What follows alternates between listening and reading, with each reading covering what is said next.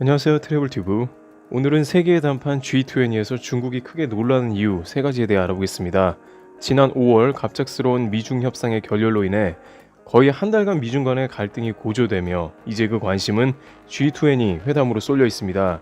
미중 양자가 이 회담을 앞두고 다양한 전략을 짜고 실행한 것으로 파악이 되는데, 국내외 언론 및 각종 전문가들이 언급하는 G20 회담의 예상 결과 및 향후 방향에 대해 정리해 보겠습니다. 특히 트럼프 대통령은 중국이 공을 들여 준비한 의도대로 움직일 것인가가 주 포인트인데, 이에 관해서도 논해보겠습니다. 첫 번째, 시진핑의 북한 카드, 트럼프는 무시할 듯. 시 주석은 G20를 불과 한 주 남기고 북한 방문을 하면서 북한 카드를 쥐고 미국을 만난다는 의도를 피력했습니다. 북한 문제가 잘 풀리는 것은 트럼프 대통령의 재선 문제에도 영향을 끼치고 중국이 적극적 중재자로 나서서 한번 문제를 해결해 보겠다는 의도입니다. 그러나 시 주석이 이번 방북에서 황제급 의전을 받으면서 대내외 주목을 받았지만, 김정은 위원장과 정상회담 후 공동 보도문이나 공동 선언이 없었다는 것은 트럼프 대통령에게 북한 카드라고 할 만한 게 없었을 수도 있다는 분석이 있습니다. 한 소식통은 의전만 화려했을 뿐 내용은 없었던 것으로 보인다며, 기존의 남북미 라인에 대해 중국이 끼어들며 다자회담으로 가려는 판 흔들기가 생각보다 어려울 수 있다는 점입니다.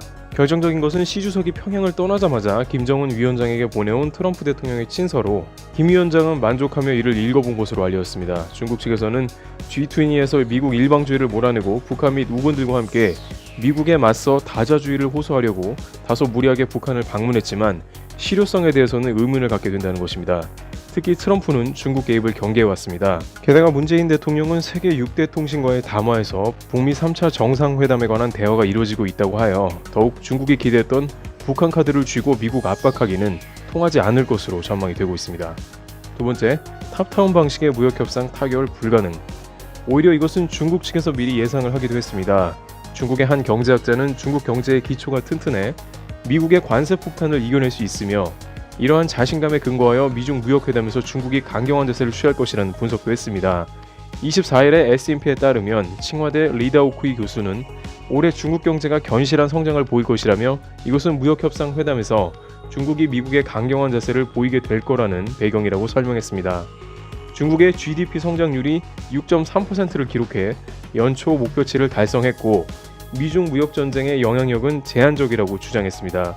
그러나 일각에서는 GDP 성장률은 괜찮을 수 있지만 중국 내 여러 경제 지표가 제대로 반영되지 않았고, 미중 무역 전쟁이 거세지며 외국 자본이 본격적으로 빠져나가기 시작하는 단계라면서 사태가 장기화될 경우를 중국에서 크게 우려할 수밖에 없다는 의견을 제시하기도 했습니다.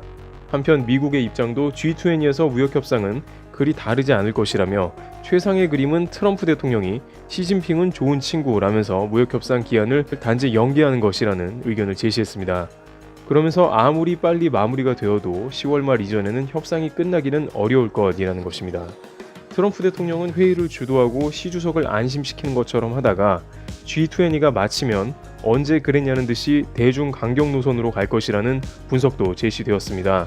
최근 미국 당국은 G20를 일주일도 안 남기고 중국에서 만들어지는 모든 네트워크 장비를 미국 내에서 금지하는 방안을 검토하고, 중국의 슈퍼컴퓨터 제조사나 연구소 등에 미국 부품을 공급하지 못하게 하는 방안도 확정했습니다.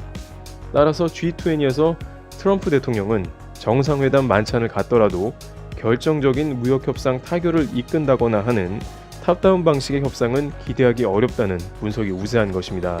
트럼프 대통령은 이렇게 북한에는 제재를 하면서 김정은 위원장과는 개인적인 관계를 강조하는 모습을 보이는 것 같이, 제재와 희망을 동시에 주는 양면 전술을 구사하고 있고, 중국에도 지도자 개인과의 관계는 좋다는 말을 이어가면서 실제로는 의회를 등에 업고 매우 강력한 중국 제재를 이어간다는 점에서 이번 G20 회담은 그의 전형적 모습을 다시 한번 확인할 수 있는 자리가 될 것이라 예측되고 있습니다. 특히 양측의 기술 탈취 및 정부의 보조금 문제와 같은 예민한 사안에 대해서 전혀 서로 양보할 의사가 없기 때문에 앞으로 무역협상은 장기전으로 흐를 공산이 매우 크다는 전망이 우세합니다. 세 번째, 트럼프의 홍콩 언급. 가장 첨예한 부분으로, 만약 무역협상에서 홍콩이 언급된다면 메가급 파장이 예상되고 있습니다. 현재 홍콩 시민들은 G20 회의에 맞춰서 대규모 시위를 또 한 번 벌일 준비를 하고 있으며, 주요 회원국의 대표들에게 홍콩의 목소리를 들어달라고 한국 등 중국을 제외한 주요 영사관에 방문해 청원서를 전달했습니다. 홍콩 문제에 관심을 가져달라는 것입니다.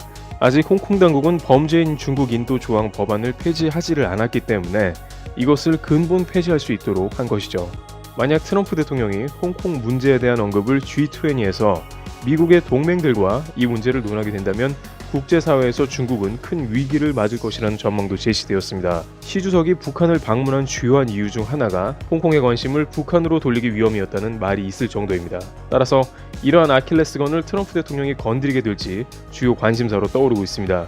이상으로 G20에서 중국의 예상대로 되지 않을 이유 3가지를 살펴보았습니다. 특히 무역 협상에서 어떠한 결과를 가져오게 될지 전 세계의 관심이 G20가 열리는 일본 오사카에 모이고 있습니다.